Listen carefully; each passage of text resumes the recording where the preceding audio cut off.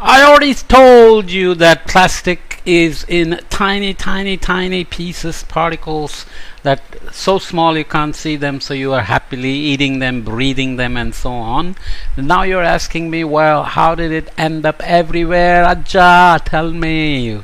If plastic ends up everywhere where it's not meant to be, it will stay there for years and years because it's not biodegradable. Nobody's eating it, not at the rate we are producing it anyways, until eventually the weather, the heat, the cold, the rain, and so on makes it break down into smaller and smaller pieces of plastic. A huge amount of this plastic eventually ends up in the ocean. Everything eventually gets into the ocean unless it gets buried into the soil, right? If it becomes small pieces in the lawns and in the landfills and everywhere, and it rains and it washes into the rivers and streams and makes it into the ocean. Even the toilet that you are flushing eventually puts something into the ocean. So there is the weather for us, the sun, the heat, the cold, the rain, and so on, the winds, of course. And you are watching and thinking, what? Is that what is happening? So here, from the toilets into the ocean, Megamess Corporation, which is producing plastics and dumping some little particles of plastic, well, maybe while producing the nurdles that we talked about, and it goes into the ocean eventually. Okay, so here are things from the trash can falling into the rivers. There is a burger beating monster that's just throwing his trash carelessly, maybe into the trash can that is overflowing, or maybe he's not even careful enough. And there is the drain on the side of the street, which is meant to keep the rainwater out, but plastic is flowing into it and into the river.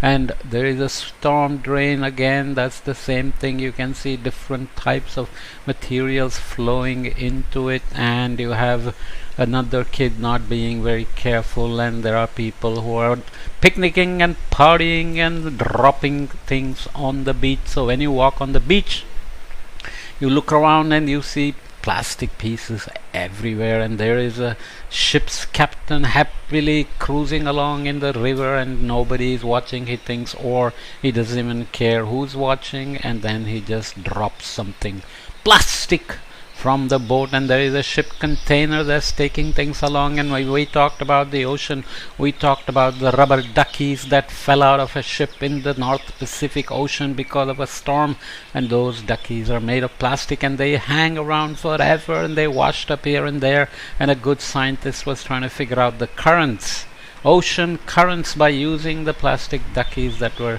eventually making it to shore. Okay, so lost fishing equipment, all the nice fish you eat, you don't know where it's coming from, how it was caught, and obviously it involves many big nylon nets that fishermen are very happy to save because that's money. But when it's broken, or when the ship is full of fish that they are feeling rich, they might just abandon the fishing net, or they may lose it and they have no way of finding it, and eventually it hangs around and finds itself around the necks of a nice dolphin or somebody else, a turtle, and so on and so forth. So you get the idea, and you can see plastic floating everywhere. Some of the plastic floats to the top of the ocean, and it just hangs around there. And you can imagine now, with all your knowledge, if you're old enough, that plastic in the water is going to change the albedo as well. So it's doing something, children, to the climate.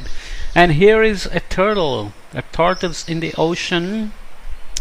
I don't know, you should figure out the difference between a turtle and a tortoise.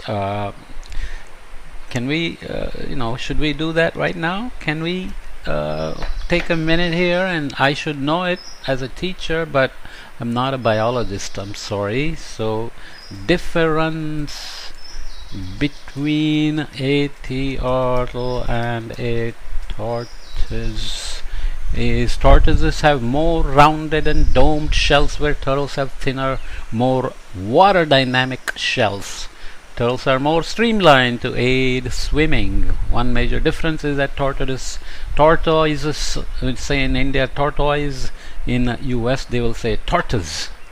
Tortoises spend most of their time on land, and turtles are adapted for life spent in water, so this has to be a turtle.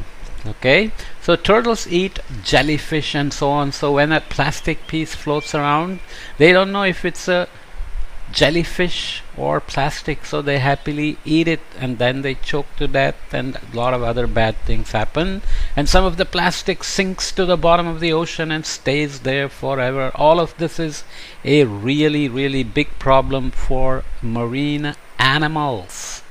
There is also new data coming in that shows that this plastic that is hanging around there forever begins to grow some bacteria on it, some phytoplankton on it, some other plankton on it, and then fish come. You can see wherever you put something in the ocean, things can grow on it like the barnacles, and then small fish come, then big fish can come. But is it safe? Are they eating lots of pieces of plastic, and is that being served to you? So no good news there, folks. It's all just bad news.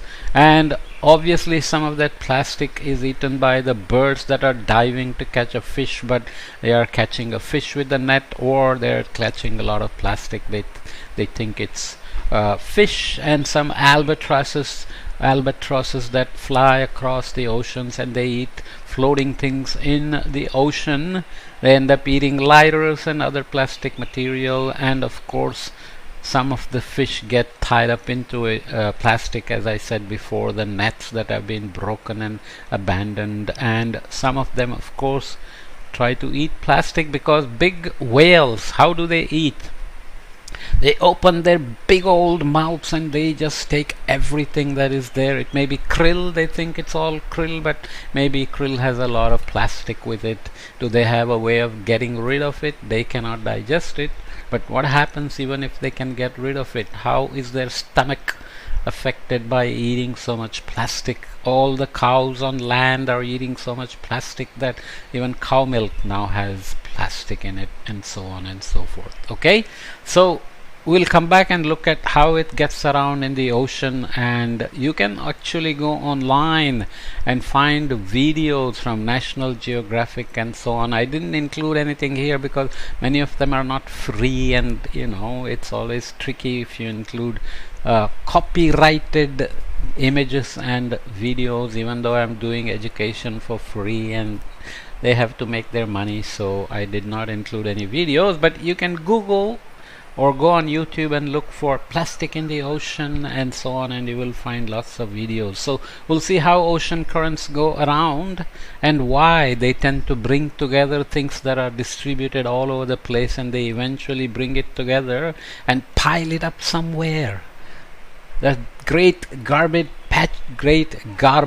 patches in the ocean created by ocean currents, because anything that stays as long as plastic does can keep moving around, and with the currents and winds, and they will end up in big piles and long lines across the ocean, and even satellites can see them. And there are many scientists looking at great garbage patches, great plastic patches, not just plastic, all kinds of garbage. And there are lots of plans to clean it up, but it's a massive ocean. People have devised nice things to go around like a robot and keep picking up the plastic, but how much can you pick up? And if it sinks to the bottom, what can you do about it?